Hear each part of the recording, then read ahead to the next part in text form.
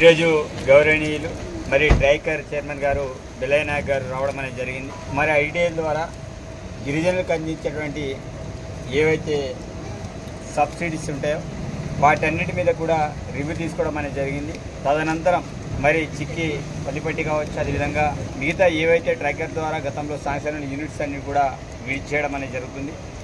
దానిలో భాగంగానే ఈరోజు చిక్కి పల్లిపట్టిని కూడా విజిట్ చేయడం జరిగింది. దీని తర్వాత మరి ఎక్స్ రోడ్లో ఉన్నటువంటి ఇండస్ట్రీస్ ఏవైతున్నాయో వాటన్ని కూడా విజిట్ చేయడం అనేది జరుగుతుంది. మేము కూడా మరి గతంలో బిల్లయ్య నాయక్ గారు హైదరాబాద్ లెవెల్లో ఆల్ ఎమ్మెల్యేస్ తోటి మీటింగ్ సమావేశాన్ని ఏర్పాటు చేయడం అనేది జరిగింది. అంటే గిరిజనులకి ఏ రకమైన యూనిట్లు ఇవ్వాలి, ఏ యూనిట్లు ఉండాలి, మరి వాటన్నిటి మీద ఏ రకంగా చేస్తే బాగుంటుందని ఆల్ ఎమ్మెల్యేస్ తోటి కమిషనర్ ఆఫీసులో మీటింగ్ ఏర్పాటు చేయడం అనేది జరిగింది.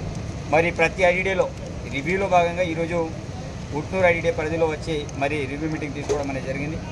మేము చెప్పేది ఒకటే, ఆ రోజులో ఆ 10 సంవత్సరాల్లో ఏవైతే చేయనటువంటి స్కీమ్లన్నీ కూడా గతంలో కాంగ్రెస్ పార్టీ ఇచ్చిన స్కీమ్లన్నీ కూడా పునరుద్ధరణ చేయాలి. ఇందిరాజల ప్రభనే కావచ్చు, స్ప్రింక్లర్ పైప్ లైనే కావచ్చు, ఆయిల్ ఇంజనే కావచ్చు, ఏవైతే రైతులకు సంబంధించిన యూనిట్స్ ఉన్నాయో వాటన్ని కూడా అమలు చేయాలని చెప్పడం అనేది జరిగింది. దాంతోపాటు చాలామంది చదువుకున్న యువత నిరుద్యోగులు ఉన్నారు.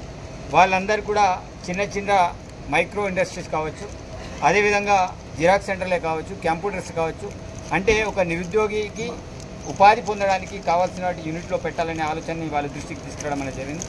అవన్నీ కూడా వాళ్ళు బిల్లయ్య నాయక్ గారు చాలా స్పష్టంగా గతంలో చెప్పిన మీటింగ్ వీటన్నిటి కూడా అమలు చేస్తామని చెప్పడం అనేది జరిగింది. అదేవిధంగా చాలామందికి వెహికల్స్, అదేవిధంగా మిగతా కార్స్ ఈ రకంగా గతంలో ఇవ్వడం అనేది జరిగింది. మరి అదే రకంగా ఈసారి కూడా మళ్ళా గౌరవ ముఖ్యమంత్రి రేవంత్ రెడ్డి గారి నాయకత్వంలో ఐటీఐలన్నిటి కూడా స్ట్రెంథనింగ్ చేసి నిధులు ఇచ్చేసి మళ్ళీ యువతకి గిరిజనులకి లాభాలు చేకూర్చాలనే ఆలోచనతో మరి ప్రత్యేకించి కార్పొరేషన్లు ఏర్పాటు చేసుకొని మరి ఈ రకంగా సమావేశాలు ఏర్పాటు చేసుకొని దానిలో భాగంగా ఈరోజు బిల్లయ్య నాయక్ గారు కూడా రావడం అనేది జరిగింది.